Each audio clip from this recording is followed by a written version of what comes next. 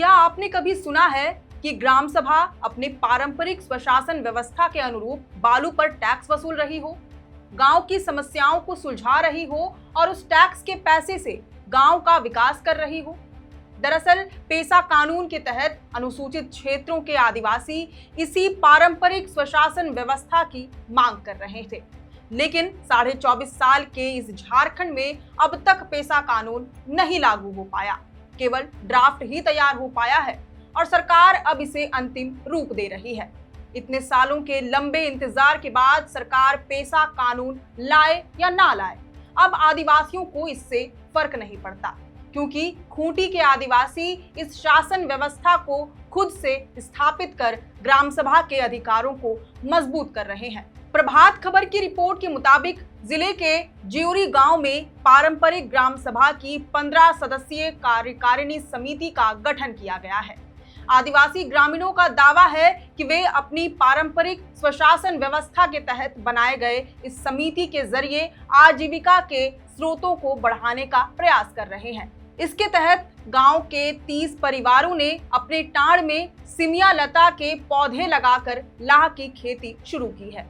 गांव के पास से गुजरने वाली तजना नदी से बालू उठाने वाले ट्रैक्टरों से पारंपरिक ग्राम सभा प्रति ट्रैक्टर 300 रुपए की रॉयल्टी वसूल रही है और इन पैसों का दुरुपयोग या व्यवसायीकरण करने की बजाय इन्हें गांव के विकास में लगाया जा रहा है।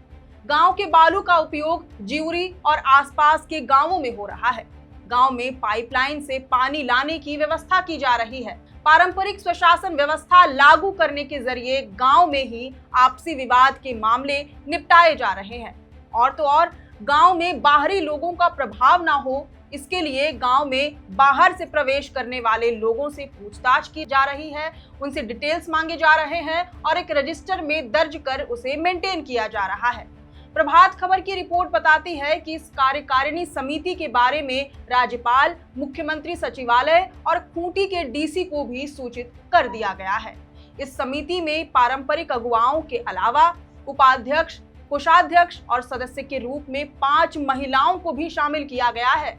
ये एक बड़ी खास बात है, क्योंकि पेसा कानून का विरोध करने वालों की एक शिकायत रहती है कि आदिवासियों की पारंपरिक स्वशासन व्यवस्था के लागू होने से आदिवासी महिलाओं को दरकिनार कर दिया जाएगा, ग्राम सभा में उनकी भूमिका गायब रहेगी और वह अपने अधिकारों से वंचित हो जाएंगी।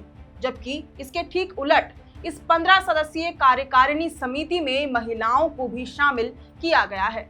समिति के अध्यक्ष बिनसाय मुंडा बनाए गए हैं, उपाध्यक्ष हैं रानी नाग, सचिव सुखराम मुंडा है, उप सचिव दशरथ स्वासी हैं और कोषाध्यक्ष गंगा कुमारी मुंडू चुनी गई हैं। इसके अलावा सदस्य के तौर पर 10 ग्रामीण भी इस समिति का हिस्सा हैं।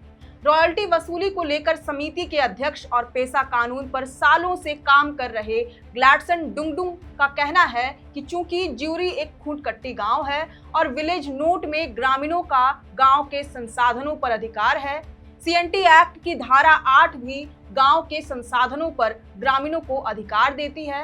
ऐसे में गांव वाले अपने अधिकारों का पालन कर रहे हैं, साथ ही मॉडल पारंपरिक ग्राम सभा बनाने की तैयारी कर रहे हैं। जिउरी गांव के साथ साथ कर्रा, खूंटी, अड़की, मारंगहादा, तोरपा, बंदगांव, नामकुम इलाके के कई गांव भी ऐसे ही मिसाल तैयार कर रहे हैं। दरअसल इस पारंपरिक स्वशासन व्यवस्था को गांव-गांव में लागू करके आदिवासी एक तरह का आंदोलन कर रहे हैं।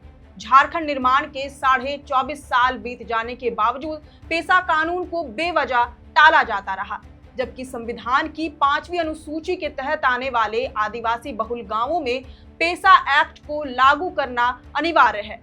सरकार, शासन, प्रशासन की उदासीनता को देखते हुए अब आदिवासी ग्रामीण विलेज नोट सीएनटी एक्ट का सहारा लेकर अपनी स्वशासन व्यवस्था को गांव में लागू कर रहे हैं। इसमें खूंटकट्टी गांव सबसे आगे है, इसलिए ये पहल सबसे पहले खूंटी जिले में ही देखने को मिली। ग्रामीणों की मांग है कि पेसा नियमावली के तहत पारंपरिक ग्राम सभाओं की कार्यकारिणी समिति का गठन हो, साथ ही पेसा कानून 1996 की मूल भावना को ठेस पहुंचाए बगैर पारंपरिक ग्राम सभाओं को शासन की शक्ति और अधिकार मिले।